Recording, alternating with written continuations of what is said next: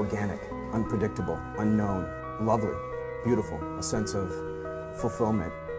This is part of the pleasures of life and not the chores of life.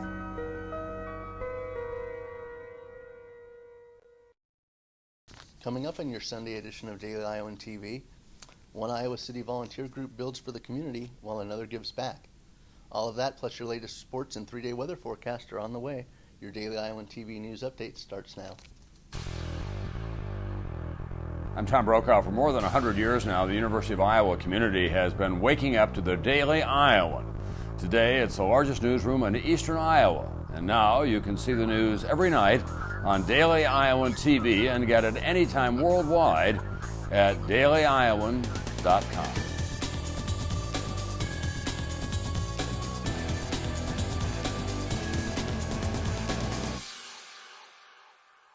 Hello and welcome back to Daily Iowan TV, your television news, sports, and weather source for the Daily Iowan. I'm Eric Nygaard. While many local residents may recognize the name Habitat for Humanity, a number of Illinois high school students are getting involved right here in Johnson County. I caught up with the group to share in the experience. Have a look. 2 local housing builds are giving high school students experience helping others through Habitat for Humanity. We've had around 70 to 80 students and chaperones and stuff. They've been great. You know, the people that choose to come out and volunteer have really big hearts, and it's really easy to work with them. Iowa Valley Habitat for Humanity is building 2 homes for needy families on the southeast side of Iowa City. The student group leaders say they appreciate what these projects let their students do. We've been doing Habitat for many, many years, and this is our first year in Iowa City, and it's been an awesome experience so far. This group is phenomenal. A lot of great kids here, a lot of putting all their heart into their work and try to make a difference in the community. Based on their experience so far, one youth group leader hopes to come back to Iowa City to help build more houses in the future.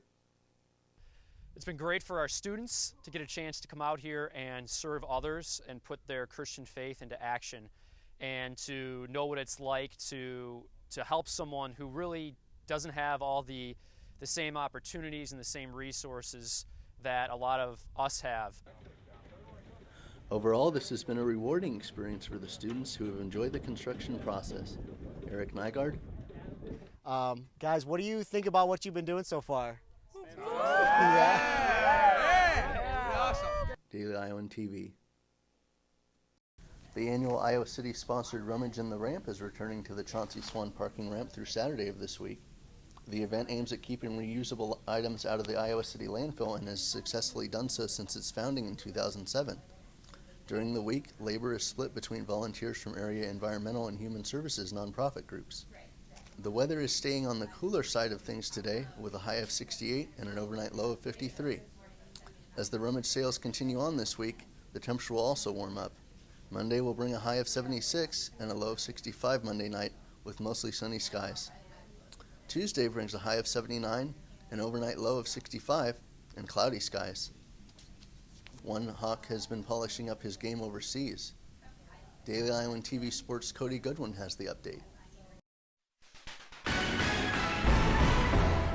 Thanks, Eric. Welcome back to the Sports Cubicle, everybody. I'm Cody Goodwin here with a quick update on the East Coast All-Stars. A basketball team made up of American collegiate athletes were selected to go partake in the Four Nations Cup over in Estonia over the last few days. Iowa's own Jared Utoff, one of those players selected, and the East Coast All-Stars just wrapped up competition. They finished 2-1 with a third-place finish at the Four Nations Cup. They started off competition downing Belarus by a score of 71-68 before taking down the Republic of Slovakia 93-75.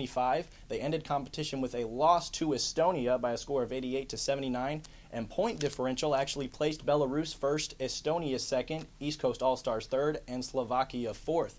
Jared Utoff had 5 points and 4 rebounds against Slovakia. Stats are a little hard to come by because of translation and language issues and barriers, but still Jared Utoff, much like the Hawkeyes before him and Zach McCabe, Bryce Cartwright, and Matt Gatens, will surely have learned a lot. Have more on that later in the week, both in the paper and on DITV. That's all I have here in the Sports Cubicle. Eric, back to you. Well, that's going to do it for us here on the Sunday edition of the program, but you can read more on all of today's stories in Monday's pages of the Daily Iowan. And only with Daily Iowan TV can you get a sneak peek at those pages. Read up on more from last week's Big Ten Media Days in sports, and read about one local business's one-year anniversary. That's your latest edition of Daily Iowan TV. Be sure to check us out at the same time tomorrow and anytime online at dailyiowan.com. Thanks for watching, and have a great night.